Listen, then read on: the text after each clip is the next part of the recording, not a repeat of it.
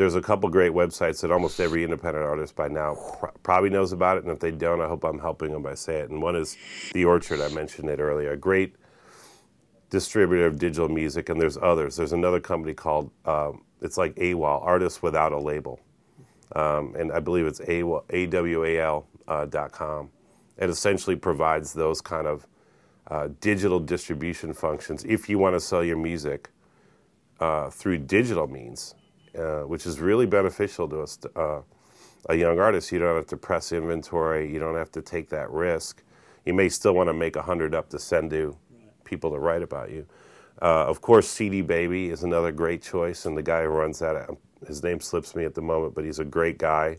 I think he's very artist friendly, and he does things that are from a really good place, and it's a good business for him, but it's also a really good service and business for independent artists. So I think in terms of going commerce, those are a couple quick hit choices that they could go after. MySpace is really important. It's garnered a lot of press, since Rupert Murdoch's company bought it, but it still is one of the big communities out there, and a big part of that community is music. So MySpace is a great tool. You can create your own page, upload your own content, and market yourself within that community very easily by just spending a little time every night. Most record labels are actually doing that as well for their own artists. We do it for almost all of our artists. Yeah, and it's a really valuable tool. But if it's Jon Vanhala, singer-songwriter from Muscatine, Iowa, I could do that myself too, for myself. And have a presence online, have a presence at MySpace, have your website. It doesn't have to be expensive or extravagant, but it should represent you. It should have some music, and it should have some ways to get a hold of you if you want to gig, and just talk about it every time you gig. It's easier said than done, but play live as much as you can. Find jobs, create jobs for yourself, play wherever you can, and develop an audience. And online there are more and more self-publishing tools like blogs, podcasting. Now that Apple's gone video, and others will follow, video podcasting. Shoot your band live. Get a friend to bring a nice vid cam down. Hopefully, the better quality, the better. But there's all these self-publishing opportunities, and I just recommend people try to take advantage of whatever they can. I heard I was doing a panel for a thing down in D.C., and someone got up in the audience and had a suggestion to answer another person in the audience question, and this was the best advice, way better than any of the panelists all day. And this person got up and said, when I call to get myself work, I pretend like I'm my agent, so they think I'm more important than I really am.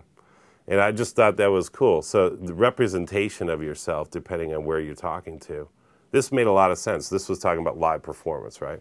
You call a club booker, some of them are going to be more impressed by the fact that you have an agent ready to go, rather than, hey, it's Jon Vanhala, can you book me? They're also feeling a little defensive.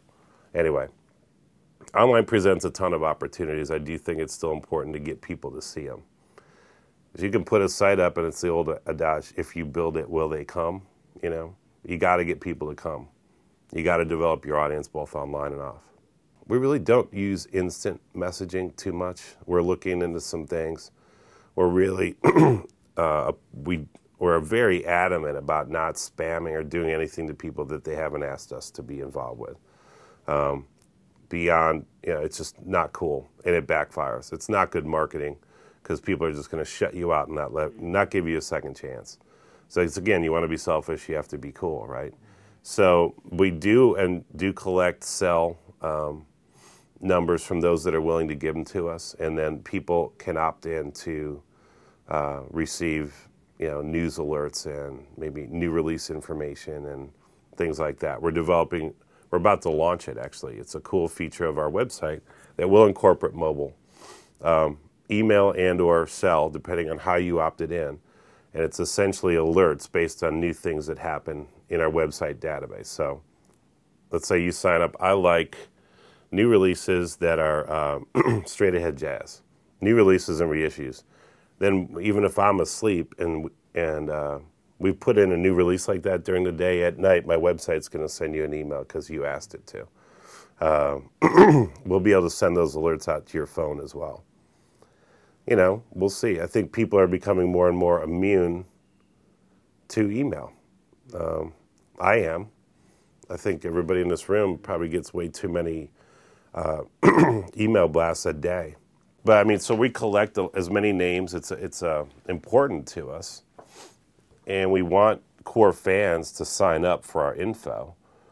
At the same time, we have to be really aware of what we're sending them, so it's the right thing. If I'm a fan of John Coltrane, I probably don't want to be sent something about a smooth jazz artist, or I may or may not. But at least if they've told us that, we can kind of better customize it. I think that's important.